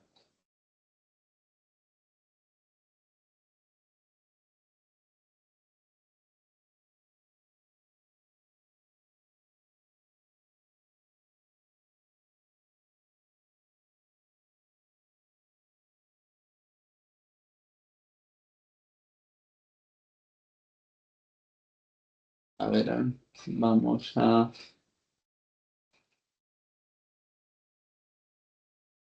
aprovechar. A ver, en la pregunta 1 de Cívica nos dice, el Estado es la organización jurídica y política de la nación asentada sobre un territorio. De acuerdo a lo anterior, elija la alternativa que relacione los elementos del Estado con su respectiva característica. A ver, entonces empezamos. Eh, la nación, ¿qué es? ¿Conjunto de personas? No. Conjunto de personas organizado políticamente, ya. Eso no sería, a ver, conjunto de personas organizadas políticamente que acceden al poder para expresar la voluntad del Estado. Ah, ya es el conjunto de personas que llegan al poder organizados políticamente y que se supone que acceden al poder para expresar la voluntad del pueblo. ¿Quiénes eran? Supuestamente. ¿Mm? El gobierno, pues el gobierno conjunto de personas que se supone que van a tomar decisiones en beneficio de la población, van a expresar la voluntad popular. El Estado, perdón, la totalidad de personas que poseen ciertos vínculos comunes como costumbres, todo idioma, bla, bla, bla, la nación, pues, la nación. Capacidad que requiere de autonomía y una fuerza para ejercer, la capacidad para la autonomía y ejercer la fuerza eh, de tomar decisiones, ¿no?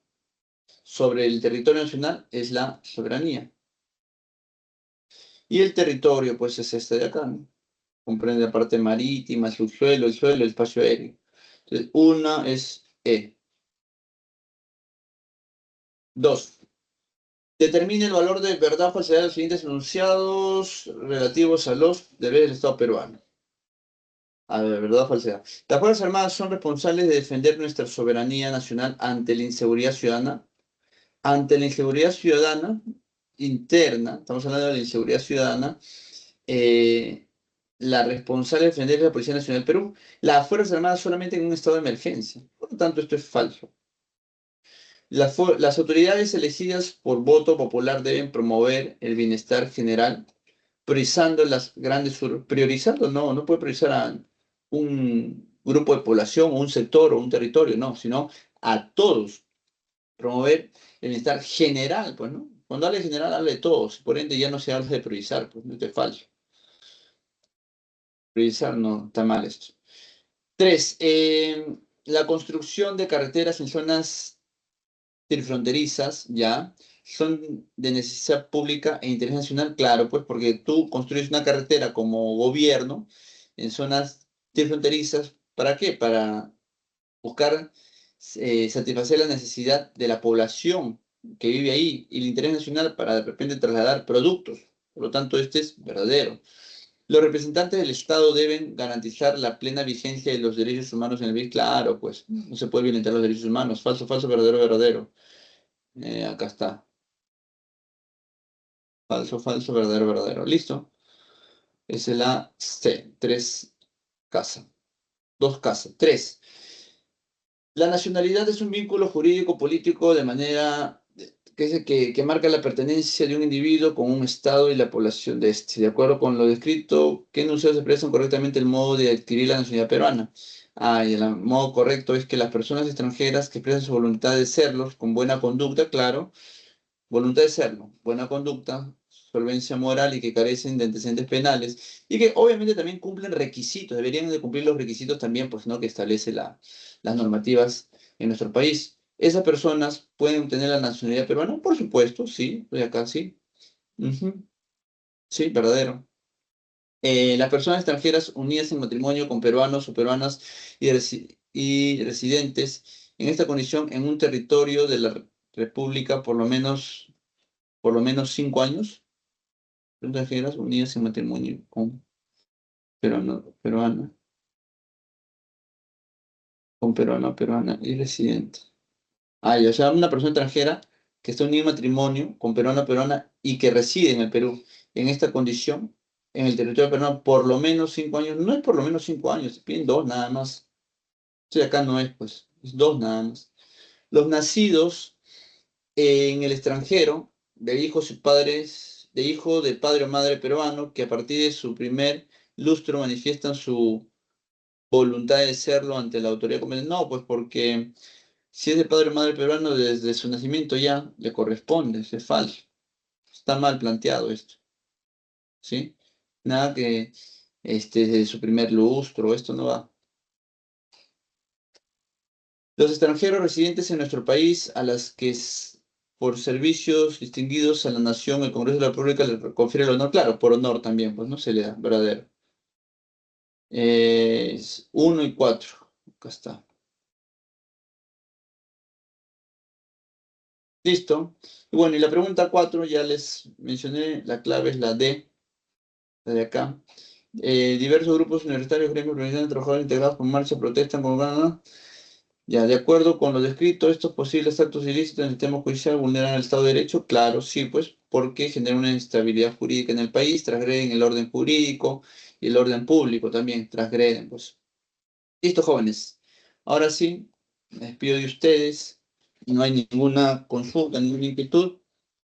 Eso sería todo por hoy conmigo. Hasta la próxima. Buenos días, cuídense.